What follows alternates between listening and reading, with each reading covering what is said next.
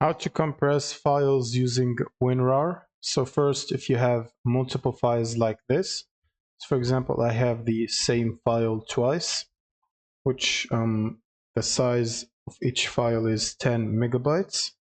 So both of them are 20.6, so you can select both of them, right click and then click on add to archive.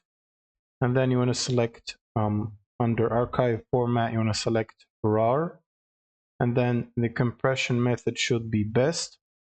And now the dictionary size, you should select something between 128 or 1 gig, but it shouldn't be too high because it takes memory to decompress later.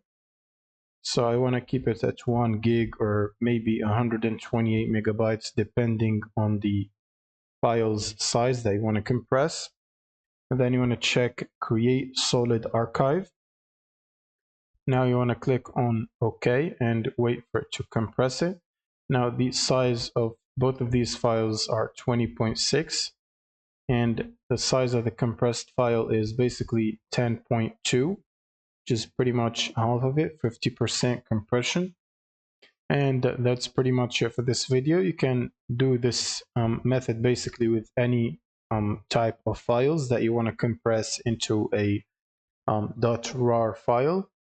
I think the RAR file is probably better for compression than zip files because it will allow you to compress the your files to the minimum possible size, unlike zip, which sometimes gets compression rate of 80%.